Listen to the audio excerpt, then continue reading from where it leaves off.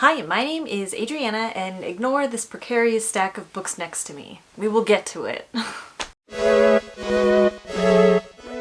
So this is just going to be kind of a general quarterly check-in. We're going to go over some stats, we're going to go over the books I've hauled this quarter, and we're going to check in on my Reddit bingo card because that recently came to a close and they released a new one. So we got lots of good stuff coming up, so please consider liking and commenting on this video and subscribing to my channel if you like bookish things. Let's jump into stats. Quick stats. At a glance, I read 30 books in this quarter. That equals 6,602 pages read with my eyeballs. My eyeball page length average?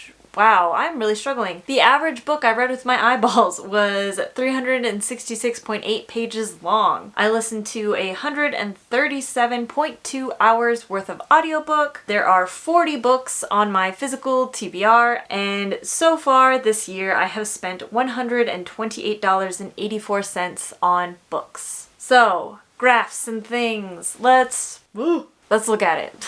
So my genre breakdown, mostly fantasy, which is pretty normal for me, followed by romance. I don't feel like I've read that much romance this year, but I guess maybe I have. And then mystery, thriller. I've read a lot of James Rowland's, so that's a big part of the mystery thriller here. Don't get it twisted. I'm not like a real thriller reader, but like James Rowland's Sigma Force novels are technically thriller novels. Adventure thrillers. So that's where we're at there. Audience. Most of what I read is adult/general audience. I've talked about this before, but I lump like mature content and just kind of general audience content together in that one adult thing. I don't really separate out by mature content. Series breakdown. This graph is very skewed from my reading in January and half of February because Squash That series was going on and I was reading all series. So 14 of the books I read were a part of series. 9 of them were standalones. That is usually my preference. I'm usually like a lot higher standalone girly. And apparently I started another series? Why do I keep starting series? What series did I start? Oh.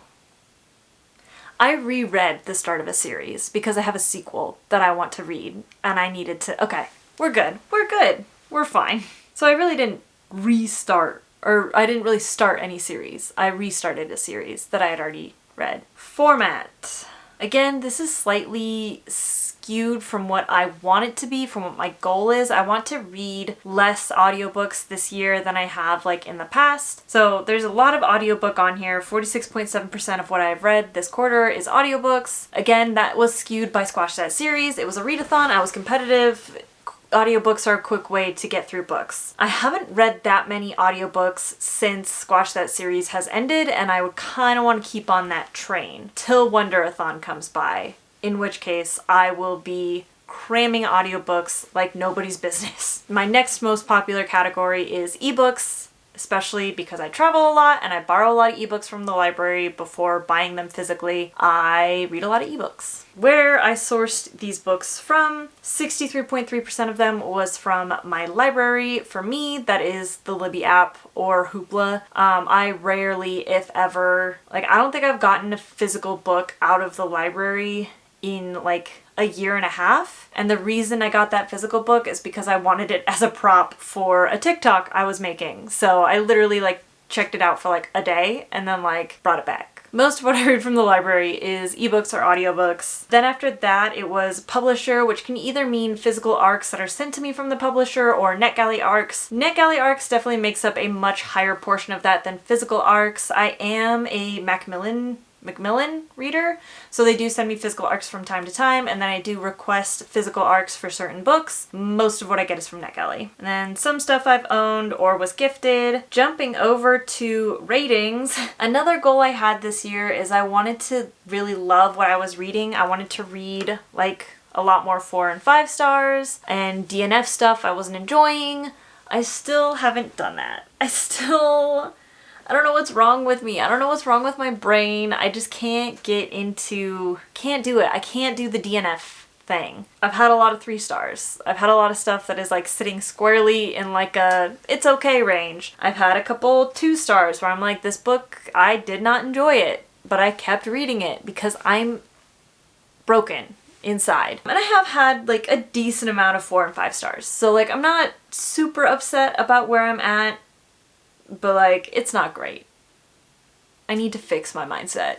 And then page length. Most of what I read is in the 300 to 400 page range. And I think that's pretty normal. Like that's the size of like a pretty average book, is like that 300 to 400 sweet spot. I've read, you know, a couple 400, a couple 500, one 600 plus, like, but most of what I read, again, is in that like 300 to 400 sweet spot. Okay, and then the last kind of like little graph we have is year published. So you can see I skew very recent in what I read. I actually broke this out even a little bit more. So most of the bins are 10-year bins in this histogram, but the most recent one is 2020 to 2023, so things published after 2020, except for things published this year in 2024. And you can see, even though it is only the first quarter of 2024, 8 of the books I read were published in the first 3 months of the year. So like I said, I read a lot of NetGalley arcs. I tend to just enjoy more recently published books. It's something I know about myself at this point. I like modern books, and I'm not gonna feel bad about it. Okay, so now we're gonna do just like some quick comparisons of where I'm at this year versus some other years. Okay, so looking at average page length, kind of ignore the one that's in this table because it's including a book I started after the first quarter, but 366 is my actual average for the first quarter, which is actually higher than last year. Last year I ended up at 350. So that is actually higher than last year, but lower. I guess that's about in line with where I've been since I've like really started BookTube. Technically I started BookTube in 2020, but like seriously did BookTube in like 2021. So I've been kind of in line in that like mid 300 range. So yeah, I'm keeping in line there. Total spending on books, obviously those other two are the other 2 years are like total in the year, but they're basically around, I guess, 1100. So that would be like 275-ish a quarter, and I only spent 128. So I'm like currently spending way less money on books than I have been. My average rating has been much lower so far this year, but I think I'm also being a lot more critical. Like I'm a lot more giving out 2 stars than I normally am. Like I've given 2 stars to books that I think in the past I would have given 3 stars to. Percent read of purchase. So this is done by purchase year. 55% of the books I've purchased this year I have read. Versus last year, 50% of the books I purchased last year I have read, even including this year. And there's some books I bought in 2022 that I have still yet to read. Average time spent reading a book, that I've lowered to like 6 days, which is not bad. And then total books read, again, this is a little off. I've only read 30 books. So up top is my pages read per quarter cumulatively. So you can see it kind of increase quarter to quarter. And in this first quarter, like I said, I've read 6,602 eyeball pages, which is more than I've read any other year, even though a lot of what I've read has been audiobooks, and I don't count audiobooks here. So I am still reading more physical pages than I have in other years. Not by like a whole lot. Well, I guess that's like pretty significant compared to last year. That's actually pretty neat that I've read so much more. But there was a readathon, so that tends to like put a little pep in my step.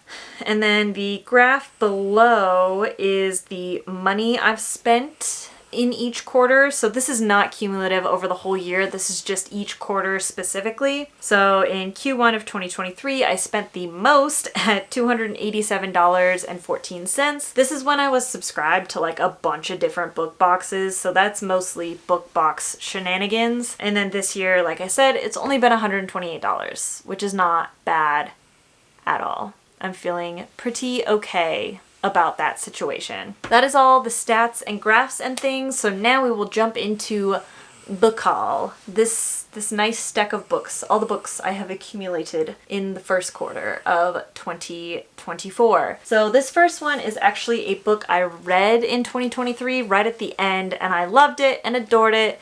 I read it through Libby. I wanted to own a physical copy of it, and that is Wayward. This was one of my absolute favorite reads of 2023. Kind of came out of nowhere right in the end. Hail Mary situation, and I adored it so much. And this cover is so beautiful. Like, I'm glad that I loved it, and I'm glad the cover looks the way it does, because just, look at that. So pretty. This next one is another fave read digitally that I wanted to own physically, and that is Love at 350 Degrees. I read this as a NetGalley arc. I will have a vlog about it at some point, but very fun, romance, adored it. This next one, another NetGalley arc turned book I needed to own physically, and that is Medea. This is not out in the US yet, and it's actually coming out in the US under a different name. It's coming out as The Witch of Colchis. I'll try to put in the US cover somewhere as well as the release date, because I don't know. So I ordered this off of Waterstones and had it shipped to me from the UK because I like this cover better. I like this title better, and I wanted to own it sooner because I'm obsessed with this book. And I do have a vlog on it that you can go watch because I have so many thoughts and feelings on this book, and it made me so cathartically enraged. But it felt so good. So this next book is the reason I bought a lot of other books, and it's not a book I would normally read. It's not a book I necessarily endorse, but it is a book I bought, and I will say a couple words on it, and that is Good Profit by Charles Koch, one of the infamous Koch brothers. It is about his strategy in managing business. And again, I can't say I endorse this as something you should go out and read, but it is something that I am reading as part of a professional development thing that I'm doing with my work. I did buy it used on Pango, so no money actually went to a Koch brother. The Koch Industries did not profit off of me having bought and read this book because I bought it used. So that's where we're at there. But because I was on Pango Books, and a lot of sellers will offer like discounts on shipping and stuff if you buy a couple books from their store, I was perusing through the rest of the user store that had this book, and I bought many things. First of which was the Uglies series. I read these back in like high school, middle school time frame and loved them. I ended up giving away my original copies, and I kind of regret that. So when I saw these lovely copies, I decided I wanted them, and I might reread them at some point. So I know Danielle from Danielle Reads and Lizzie from Lizzie's Literary Life are doing kind of a throwback readathon, so I feel like at some point they might do these. So if they do, I'll be ready and to go with having all these physically. And then once again, while I was in there, I saw this book, Muse Squad, The Cassandra Curse, and I kind of messed up. Like, I thought this was a graphic novel, and it turns out it's just like a middle grade novel. I don't know why I thought this was a graphic. I think it's just like the cover is giving very much like graphic novel. So I'd seen the cover before and was like, oh yeah, like that's definitely a graphic novel, and it's definitely not. So who knows if I'll read this. I might end up giving it away or like giving it to a middle grade person in my life. But for now, I own it, and it's, I think, some sort of kind of Greek mythology-ish kind of world, maybe? I don't know, some sort of fantasy thing. Once again, while I was on there, I saw this Debbie Reynolds biography, memoir, I don't know. I love Debbie Reynolds. I love Singin' in the Rain. I have a Singin' in the Rain clock over there-ish. Singin' in the Rain is one of my favorite movies, so seemed like it'd be kind of fun to learn some more about Debbie Reynolds, who, you know, birthed an acting dynasty. And last one I got in that impulse buy was So This Is Ever After. I don't really know anything about this book. I saw Noelle from Noelle 7 Pages recommend it one time, and I was like, that's good enough for me. So when I saw it in the shop, I thought, hey, might as well.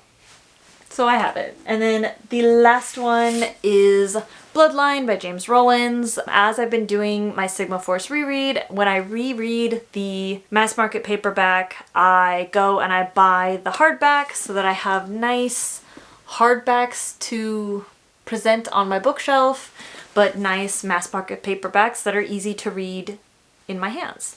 So I get the best of both worlds, and it's kind of like a little reward when I finish one of the books to go and buy it in hardback. That back there, leave this precarious stack over here, asking for disaster.